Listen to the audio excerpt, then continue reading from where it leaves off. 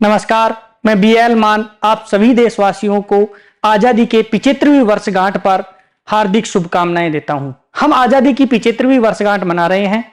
हर बार की तरह इस साल भी देश में स्वतंत्रता दिवस धूमधाम से मनाया जा रहा है। लोग देशभक्ति के रंग में रंगे भी नजर आ रहे हैं। आजादी की 75वीं वर्षगांठ के अवसर पर अमृत महोत्सव मनाया जा रहा है। सभी देशवासियों को स्वतंत्रता दिवस की बहुत बहुत बधाई। आजादी प्रत्येक सजीव प्राणी की एक आवश्यकता है।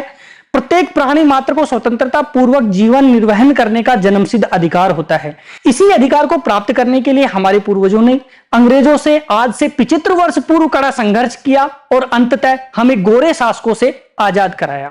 इस अदम्य साहस से हमें अंग्रेज शासकों से तो आजादी प्राप्त हो गई, पर अपने विचारों ने हमें आज भी जकड़ रखा है। आजादी के 75 साल बाद भी हम आजादी का सही अर्थ नहीं समझ पाए हैं, पर आजादी का जश्न बड़े ही धूमधाम से मनाते हैं। वर्तमान में हम आजादी का अमृत महोत्सव मना रहे हैं, हर घर तिरंगा अभियान चला रहे हैं। लेकिन इस जश्न का क्या फायदा, जबकि आज भी देश की लगभग 30% जनता भूखे पेट ही सोती है और लगभग 20% लोगों के पास आज भी रहने को घर नहीं है। इस देश में आजादी के क्या मायने हैं मैं नहीं जानता। आजादी से मेरा मानना है विचारों की आजादी। इस स्वतंत्रता की वजह से ही मैं वह कर पाता हूं, वह लिख पाता हूं और बोल पाता हूं जो मैं चाहता हूं। आज हमें आजादी की नहीं अपितु आजादी का सही अर्थ समझने की आवश्यकता है तथा स्वतंत्रता की आड़ में स्वच्छंदता को बढ़ावा देने के बजाय अंकुश लगाने की जरूरत है।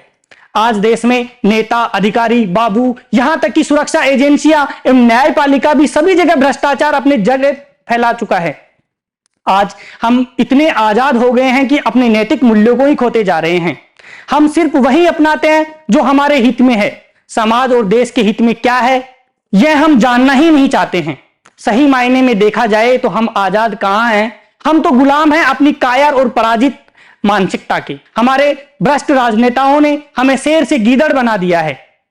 हम जब गुलाम थे तभी अच्छे थे, तब हम सब में एकता तो थी, हम सब हिंदुस्तानी तो थे। आज कोई हिंदू है तो कोई मुसलमान है। पहले हम सब लोगों की सोच एक थी, सबको देश की फिक्र थी। आज सब स्वार्थी हो गए हैं।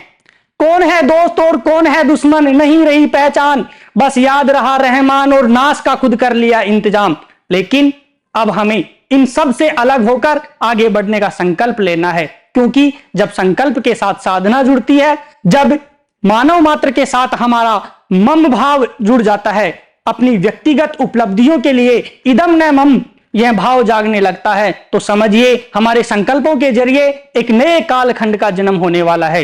राष्ट्र की प्रगति में ही हमारी प्रगति है, हमसे ही राष्ट्र का अस्तित्व है और राष्ट्र से ही हमारा अस्तित्व है। ये भाव, ये बोध, ये नए भारत के निर्माण में भारतवासियों की सबसे बड़ी ताकत बन सकता है।